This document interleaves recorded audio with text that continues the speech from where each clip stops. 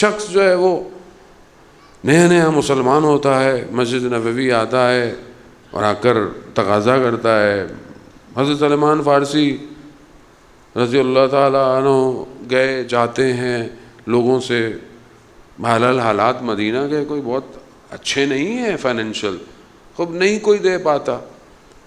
جیسے ہی اس گھر پہ آتے ہیں، بیوی کہتی ہیں سلمان سے، سلمان 3 دن سے بچوں نے کچھ کھایا نہیں ہے، سختی کا عالم ہے، مگر کیونکہ خیر دروازے پہ آ جائے تو اسے پلٹانا نہیں چاہیے.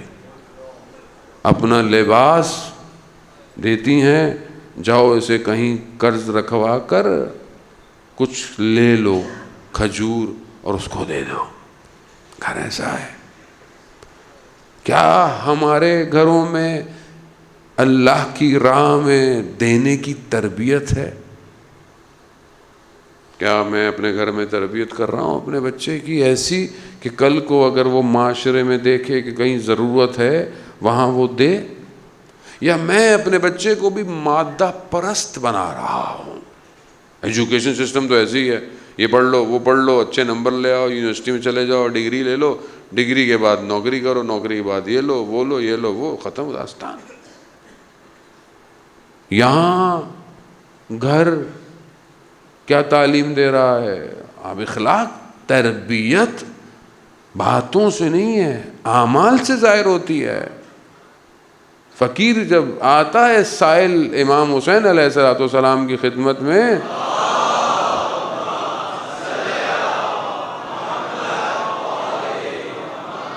امام کی خدمت میں سائل آتا ہے، امام دے سکتے ہیں، دیتے ہیں، کہتے ہیں نہیں پہلے میرے بھائی بڑے بھائی کے پاس جاؤ.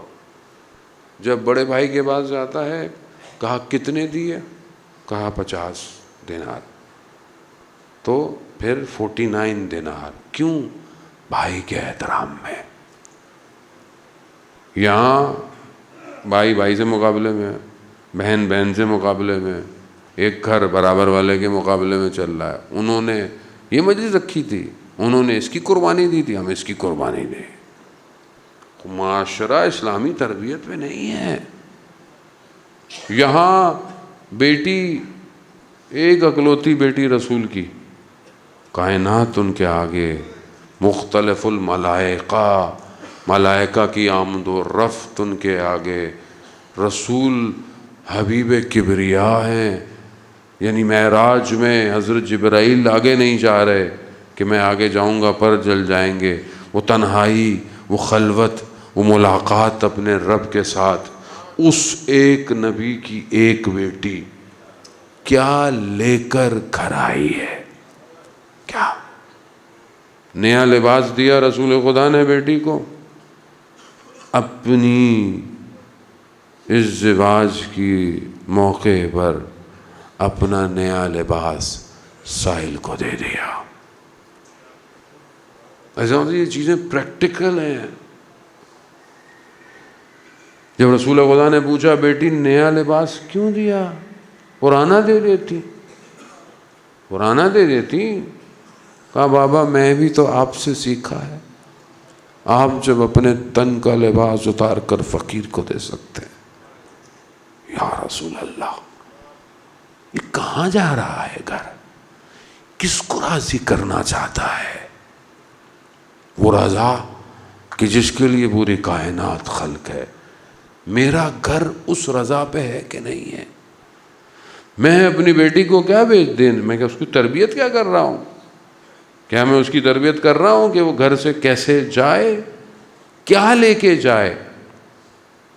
کہ دینا منع نہیں ہے، منع کوئی نہیں کر رہا آپ اپنی بیٹی کو نہ دیں یا آپ نہ، لیکن اصل کیا دینا ہے اس کو؟ کیا وہ اصل جو اس کے باطن کی تربیت ہے وہ میں دے رہا ہوں بیٹی کو؟ کہ بیٹا مشکلات میں خدا کے دروازے کو مت چھوڑنا، اللہ کی راہ میں اپنی ذات کو گم نہ کر دے، اپنے گھر میں احترام کرنا، صبر اور تحمل کرنا. مگر اس گھر سے زیادہ کسی کے اوپر مصیبتیں پڑی ہیں. حضرت سلمان فارسی کہتے ہیں کہ ایک ہاتھ سے چکی پیس رہی ہیں، ایک ہاتھ میں بچہ ہے۔ میں نے کہا یا بیوی مجھے دے دیجئے یا مجھے کام کرنے دیجئے۔ اتنی مشکل، اتنی سختی کے مولا کائنات نے کہا کہ جائیے بابا سے کچھ مانگیے، بابا کے پاس جائیے۔ جاتی ہیں کہ مجھے کچھ دے دیں، میرے کاموں کی کوئی مدد کرے، کوئی کام کرنے کے لیے۔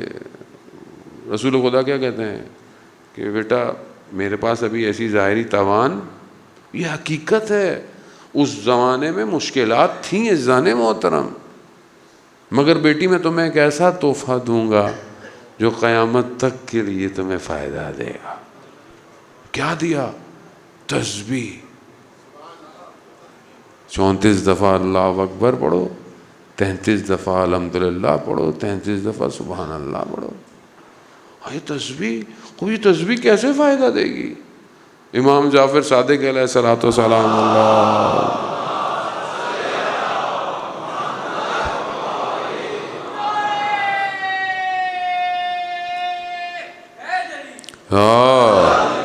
امام فرماتے ہیں کہ جو نماز کے بعد واجب اپنے گھٹنوں کو بلند نہ کرے اور اس تسبیح کو پڑھے، اسے یہ تسبیح 1000 نوافل کے برابر ہے۔